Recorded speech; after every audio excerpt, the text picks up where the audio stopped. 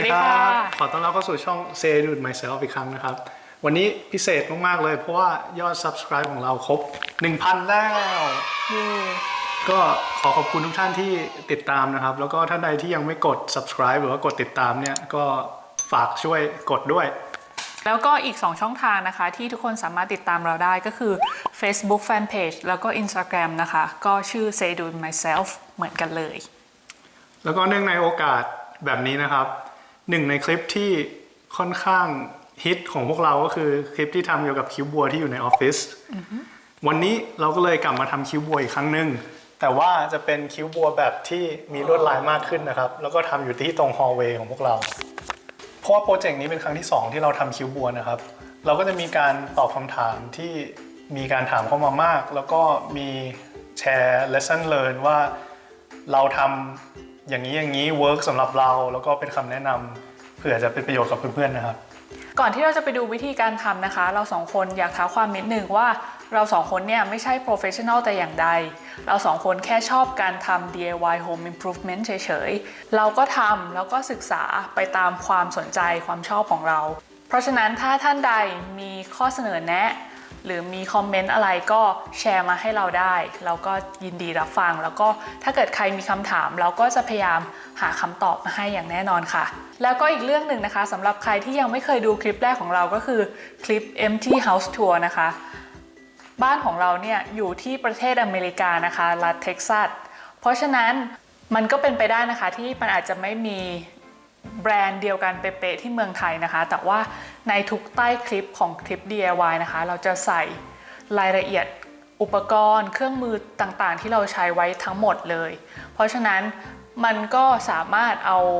รายละเอียดตรงนี้ไปเทียบสเปคกับของที่มีที่ไทยได้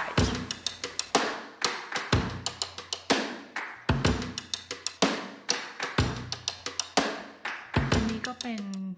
ทริคง่ายๆนะคะก่อนที่เราจะลงมือทำจริงๆเราไม่แน่ใจว่ามันจะออกมาหน้าตาเป็นยังไงเราก็จะใช้ตัวพวก masking tape อะค่ะมาติดไว้ก่อนว่าลายแบบไหนดีนะที่เราจะตัดสินใจทำสรุปนะคะคือเรา2คนเนี่ยชอบลายตัวนี้มากกว่าสำหรับระยะของกรอบนอกนะคะบนล่างซ้ายขวาจะห่างจากขอบประมาณ 4.5 นิ้วแล้วก็ส่วนขอบในเนี่ยจะห่างจากขอบนอก2นิ้วและส่วนตัวหยักเล็กๆเนี่ยก็จะว่าง2นิ้วส่วนหยักที่ยาวกว่าก็คือ 4.5 นิ้วโมดดิ้งที่เราจะใช้ในวันนี้นะคะก็จะต่างจากครั้งที่แล้วเพราะว่าวัสดุตัวนี้เป็น Recycle Foam นะคะนี่จะให้ดูความแตกต่างระหว่างครั้งที่แล้วกับครั้งนี้ครั้งที่แล้วเนี่ยตัวนี้ก็คือจะเป็นไม้เลยครั้งนี้นะคะที่ต่างจากครั้งที่แล้วก็คือว่าเราจะทำการวัดกรอบแล้วก็ตีเส้นแต่ละเส้นไว้เลยเพื่อเวลาเราตัดไม้เนี่ยเราก็จะเอามาติดตามเส้นเลยเพราะเราคิดว่ามันน่าจะเร็วกว่าครั้งที่แล้วที่ค่อยๆวัดค่อยๆตัดไปแต่ละอัน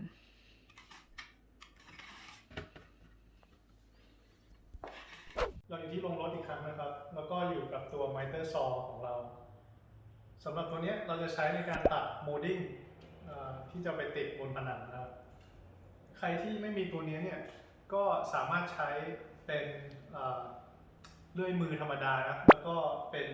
บ็อกซ์ซอนะครับที่จะช่วยในการ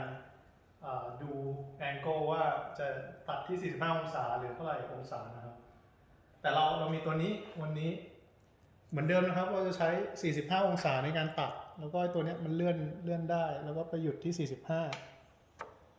มาตัดกันเลยดีกว่านะครับก็อย่าลืมอุปกรณ์เพื่อความปลอดภัยนะครับแว่นหูฟังเพื่อบล็อกเสียงนะครับแล้วก็ป้องกันซอดัสด้วยตัวแมสตัวนี้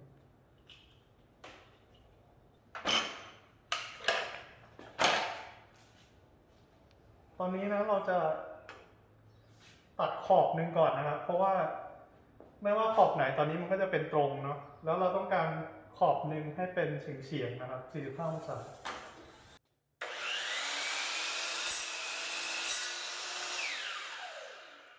เพราะว่าเราจะตัดไม้หลายชิ้นนะครับเราก็ควรจะเตรียมแพลนไว้ให้ดีแล้วก็เวลาที่เราจะตัดแต่ละชิ้นเนี่ยเราจะเขียนไว้ก็ได้สมมุติว่าเราจะตัดตัวนี้เป็น65 5/8ใช่ไหมครับเราก็จะเขียนไว้กับตัวไม้ข้างหลังได้ว่า5/8ตรงนี้แล้วคราวนี้เราก็เริ่มวัดพอเราตัดเสร็จแล้วมันจะได้ไม่หลงกันนะครับ ถ้าเราตัดทีหลายๆอัน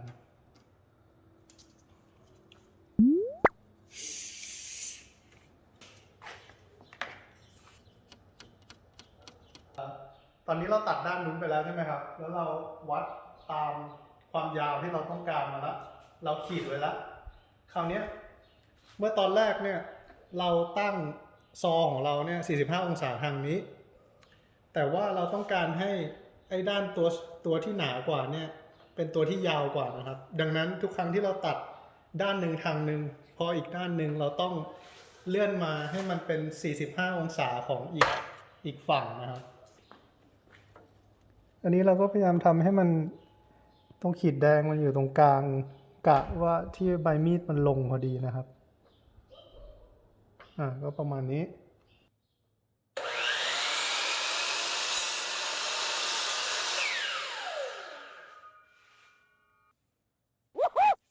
เราก็มาเริ่มติดกันเลยนะครับอย่างที่บอกตีเส้นมาแล้วแล้วก็มีตัวนี้ไม้ตัวแรกที่ตัดมาอุปกรณ์ก็เหมือนเดิมนะครับตัวนี้เนลกันใช้เนลตัวนี้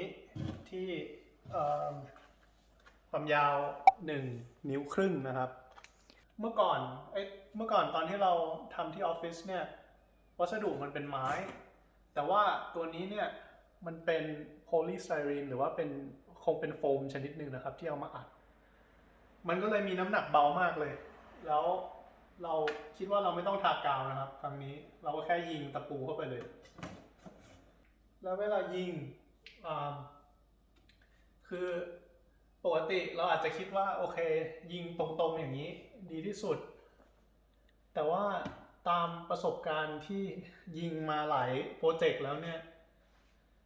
เราคิดว่าการยิงแบบเฉียงนิดนึงอย่างนี้นะครับ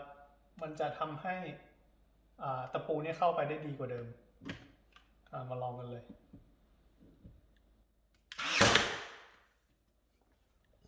ปืนตะปูส่วนใหญ่เนี่ยจะปรับแรงดันได้นะครับเหมือนตัวนี้เราอยากให้ตะปูที่เรายิงเนี่ยหัวมันทะลุเข้าไปโดยไม่โผล่ออกมานะครับแต่ก็ไม่ทะลุเยอะเกินไปด้วยดังนั้นถ้าเราปรับได้เนี่ยปรับให้มันพอดีนะครับให้มันไม่โผล่ออกมาแต่เข้าไปพอดีเพราะว่าถ้ามันเป็นรูเข้าไปอย่างนี้แล้วนะครับเราเอาวูดฟิลเลอร์มาปิดแล้วก็ทาสีทับมันจะให้ความเรียบที่สุดเดี๋ยวเราจะพาไปดูโปรเจกต์ตอนที่เราทำที่ออฟฟิศมันโผล่มาเดี๋ยวเรามีตัวอย่างให้ดูว่ามันเป็นยังไงมีคนถามเข้ามาบ้างนะครับว่าไอแนวกันที่เราใช้แบบเนี้ยมันยิงเข้าไปในปูนหรือว่าคอนกรีตได้หรือเปล่าคำตอบก็คือไม่ได้นะครับเพราะว่าตัวเนี้ยมันใช้แบตเตอรี่เป็นพลังงานแล้วมันก็มีถังลมอยู่ตรงนี้นะครับซึ่งพลังมันเยอะไม่พอมันจะมีแนวกันอีกประเภทหนึ่งที่เชื่อมสายกับแอร์คอมเพรสเซอร์ที่มีพลังเยอะกว่านี้มากๆซึ่งยิงคอนกรีตได้อีกอย่างหนึ่งนะครับคือลูกตะปูที่มีความยาวที่เราใช้ตอนนี้คือ1.5 นิ้วใช่ไหมครับแล้วการเลือกความยาวของตะปูแบบนี้หลักๆแล้วคือทางของพวกเราเองนะครับเราดูว่าตัวนี้หนาประมาณ 0.5 ดังนั้นเวลามันยิงทะลุเข้าไปเนี่ยถ้าไอ้ตัวเนี้ย 0.5 ใช่ไหมครับก็คือมันทะลุเข้าไป1เพราะว่าไอ้ตัวนี้มันยาว 1.5 ดังนั้นเราคิดเป็นรูปตามว่าถ้ามันทะลุเข้าไป2ส่วนอยู่ข้างนอก1ส่วน3นะครับคือ2/3ทะลุเข้าไปอยู่ข้างนอก1/3ก็ถือว่าพอดีเหตุผลที่ครั้งนี้เราเลือกใช้ Recycle Foam นะคะเราไม่เลือกใช้ molding ไม้เพราะว่าเราไม่สามารถหาตัว molding ไม้ที่มีขนาดเล็กเท่านี้ได้และนอกจากนั้นเรายังพบว่าตัว Recycle Foam นะคะก็ยังสามารถที่จะตัดทำสีแล้วก็ยิงด้วยปืนตะปูได้เหมือนกับ molding ไม้เลยและนอกจากนั้นนะคะโฟมก็มีข้อดีมากกว่าไม้ตรงที่มีน้ำหนักที่เบากว่าแล้วก็มีความยืดหยุ่นมากกว่าทำให้เวลาติดเนี่ยนะคะมันจะเรียบไปกับผนังมากกว่าไม้และอีกอย่างโฟมก็มีราคาที่ถูกกว่าไม้ด้วย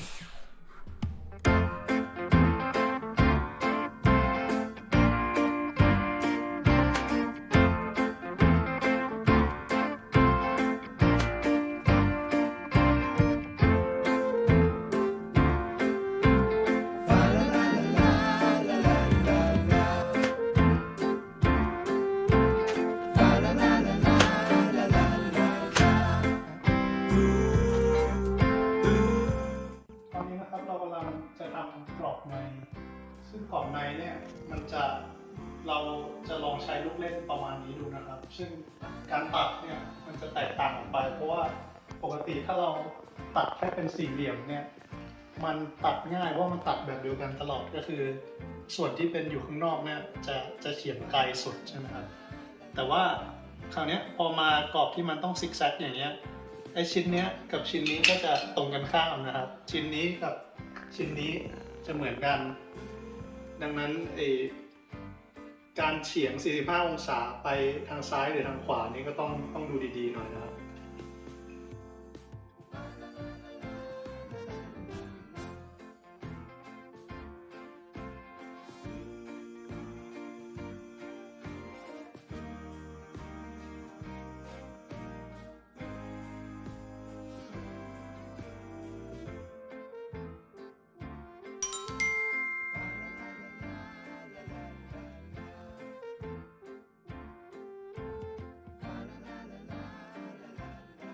ตอนนี้นะคะเราก็ติดตัวคิ้วบัวไปกับผนังเสร็จเรียบร้อยแล้ว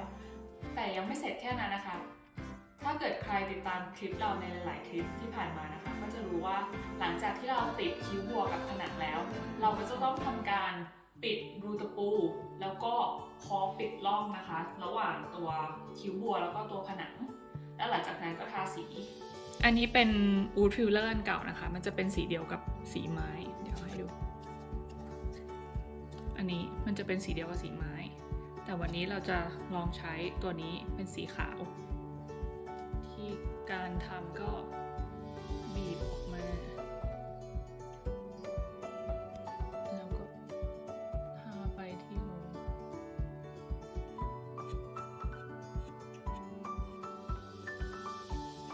มันก็จะปิดได้ในระดับหนึ่งเนาะเนี่ยอันนี้คือยังไม่ปิดตัวนี้คือปิดแล้วสำหรับวิธีการเคาะปิดร่องนะคะเราก็ไม่ได้มีคอมเมนต์หรือข้อแนะนำเพิ่มเติมยกเว้นก็แต่ว่าตัวเนี้ยไอตัวเคาะกันเนี่ยเป็นตัวเก่าของเราจะเห็นได้ว่าเวลาเราปล่อยทริกเกอร์แล้วเนี่ยไอตัวเคาะมันยังไหลออกมาไม่หยุดเลยซึ่งตรงเนี้ยมันเป็นปัญหาสำหรับเรามากๆเพราะว่ามันทั้งเลอะเทอะแล้วก็สิ้นเปลืองเพราะฉะนั้นเราจึงตัดสินใจซื้อเคาะกันตัวใหม่ซึ่งตัวเนี้ยมันจะระบุไว้เลยว่าเป็น dripless ก็คือว่าเวลาเราปล่อยทริกเกอร์แล้วเนี่ยมันจะไม่มีคอร์กส่วนเกินไหลออกมาอีกเลยนี่เลยพอเราปล่อยตัวทริกเกอร์แล้วมันก็จะหยุดเลยเอาละค่ะเรามาถึงขั้นตอนสุดท้ายแล้วนะคะก็คือขั้นตอนการทาสีที่เราใช้วันนี้ก็คือจะเป็นสีขาวสีเดียวกับผนังสีนี้มีชื่อเรียกว่าสี Cameo Whiteยี่ห้อสำหรับสีตัวนี้ยี่ห้อแบรนด์นะคะแต่ว่าเราคิดว่ายี่ห้อนี้มันจะมีขายเฉพาะที่ Home Depot ที่อเมริกานะคะสำหรับคนที่อยู่เมืองไทยก็